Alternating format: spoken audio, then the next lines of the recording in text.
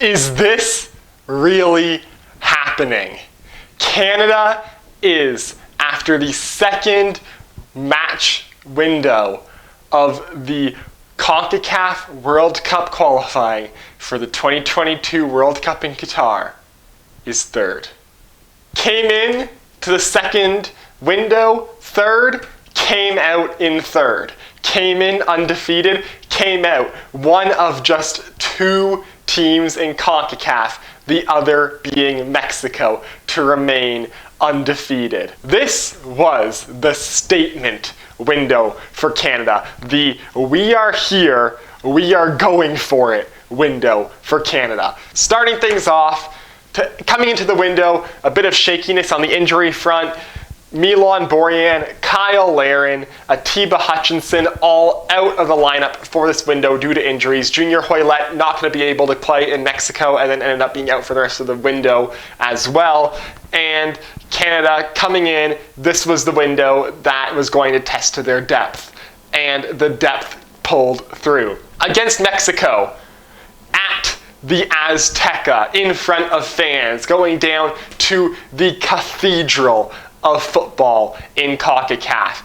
A building that no one should be getting points out of Mexico at the Azteca in CONCACAF World Cup qualifying. It's a building that if you go in to the Azteca and you get points against Mexico, you are seriously a contender for a World Cup spot.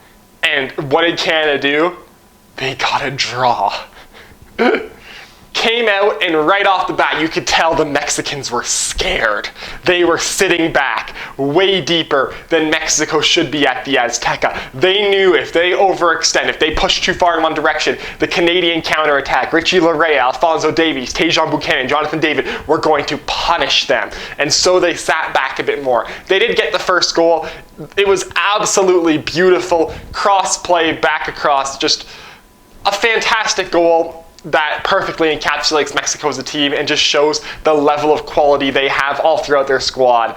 And they were up early 1-0, but still in the first half, Alphonso Davies gets the ball in the middle of the park, sends a through ball forward to Jonathan Osorio, and the Toronto FC man scores at the Azteca, ties the game for Canada, and that was all she wrote. As Canada, second half, maybe weren't as dominant as Mexico, had a bit more of the ball in the second half, but held on all the way through, nice and tight, perfect the whole way through, and draw Mexico 1-1 at the Azteca.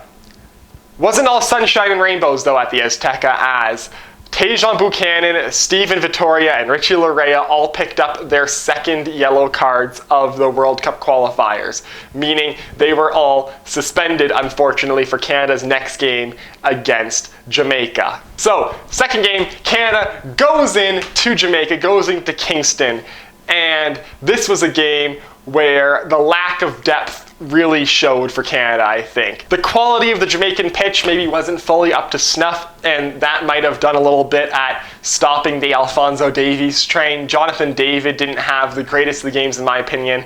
And the rotated lineup, Liam Miller had the greatest chance of the game on the right side, getting to start this match, had a Alphonso Davies cross from the left side, go right across. Liam Miller, one-timer, about 10 feet away from goal.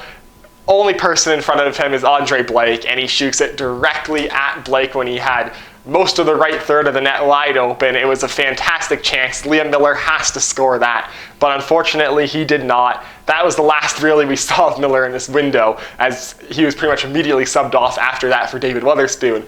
But overall, this was kind of a boring game. That was the only real major chance. Neither team really had a huge amount of chances, and neither team had a huge amount of quality chances.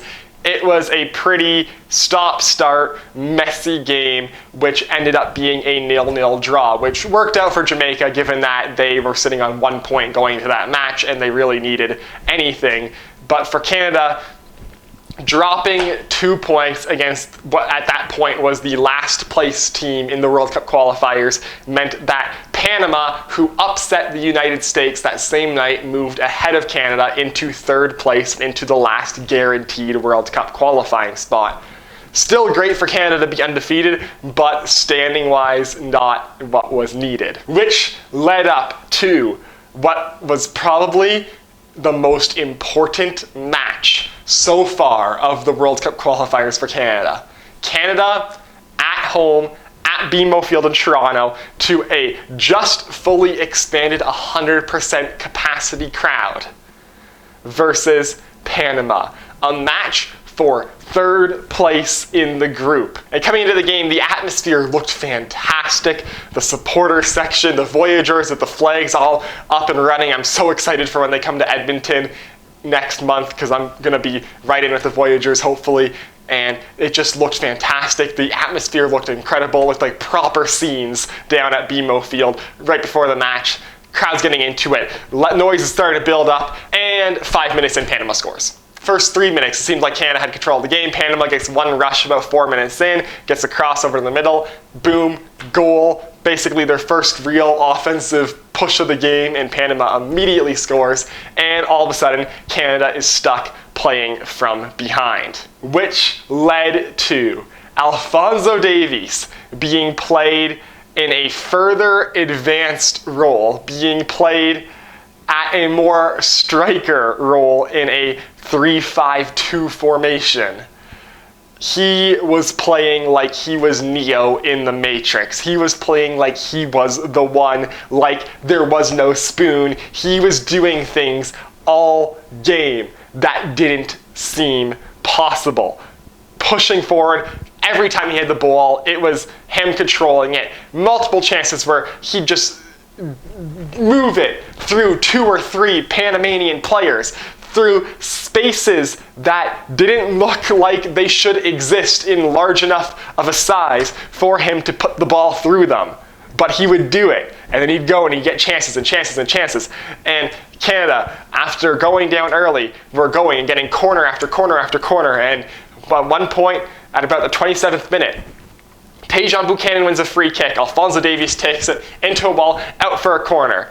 Crosses it in, headed out, cleared by Panama for a corner. Again, cleared again. Canada gets 3 straight corners, and Alphonso Davies on the 3rd corner sets it up for Tajon Buchanan at the near post. Buchanan just didn't get high enough to reach it, but the Panamanian defender behind him did get high enough to reach it, but not high enough to direct it the way he wanted to into his own net. Canada ties the game 1-1. And that sent us into the halftime drawn and sent us into the halftime pushing the momentum, pushing Panama to their limit. And then early in the second half, Canada out flying again pretty early on in the half.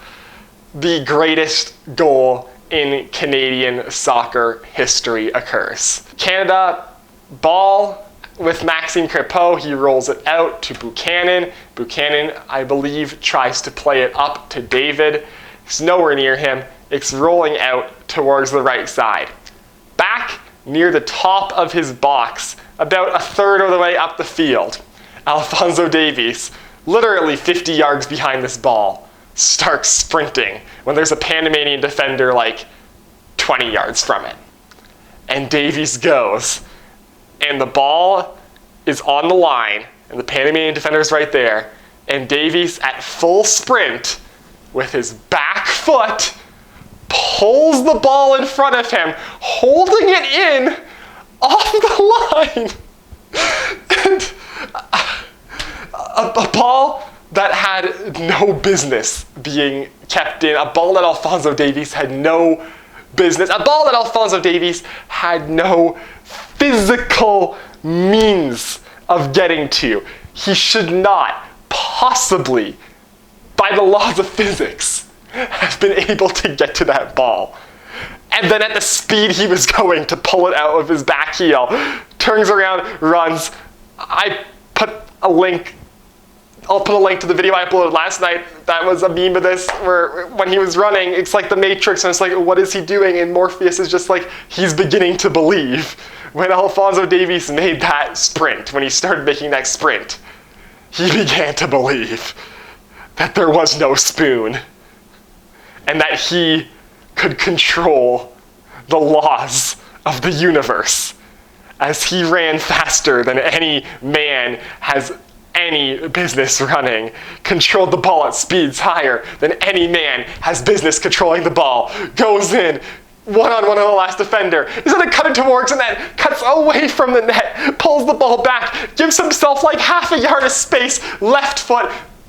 The Panamanian goaltender is literally just frozen, like does not move. He cannot believe the cutback, the angle that Davies shoots it into the net in. Alphonso Davies scores to make it 2-1 Canada, his 10th goal for the Canadian national team, and the greatest goal anyone has ever scored for Canada, bar none, ever. Davies makes it 2-1, and after that goal, it's over. The floodgates are open. A little later on, Tajon Buchanan in the box, heads across into the net, his third for Canada already in his 13th game. Club Bruges got a hell of a steal of a deal for that man. He is already too good for the Belgian league. I feel like he's going to go play half a season with Bruges, and then someone else in Europe is going to pay a ton more than Bruges paid for him to take him off their hands. He is a player who this past year has just developed into a beast of a player, into a true star. And then a little later, the last goal of the game for Canada, Alphonso Davies, left side, crosses it low across to Jonathan David, takes a second, controls it, puts it into the left side of the net. David scores his 6th goal of the year for Canada. Alphonso Davies, with that assist, moves into first in Canadian men's national team history in assists at 20 years old. 20 years old, and no one has set up more goals for Canada ever than he has already. What a player, what a legend already he has become.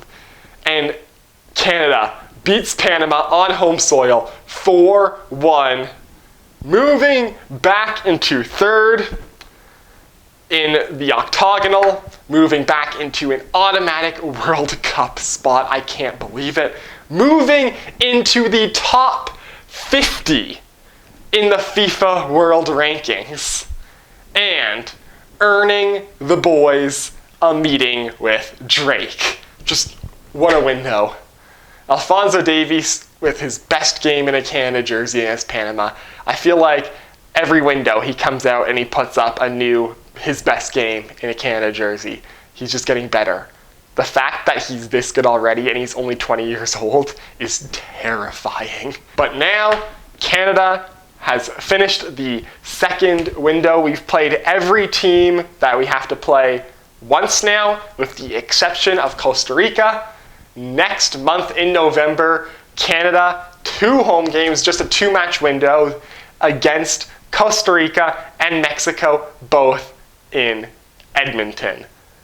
Mid-November in Edmonton, that's going to be a fun time at the Commonwealth Stadium. And then after that, rumors going around now that the January 30th game against the United States, which is going to be played at home, is going to be at BC Place in Vancouver. That makes sense. I think we all called that at the beginning of the World Cup qualifiers when Canada qualified for the octagonal, because we were like, January in Canada, the only real place you can play soccer right there is probably right next to the ocean in Vancouver. It's about the warmest place in the country during those months. But this window,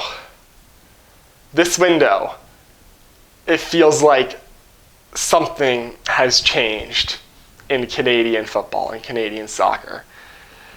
I feel like, for once, finally, the country is recognizing the men's national team, is noticing the men's national team. And I think that game yesterday against Panama changed football in this country, changed soccer in this country forever. That's how big that game was. That's how big that Alphonso Davies goal was. It was a level of magic that this country has never seen before. And it was beautiful.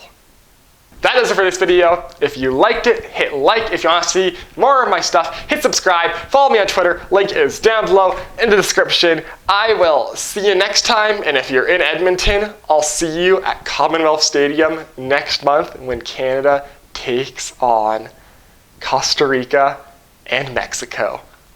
See you then.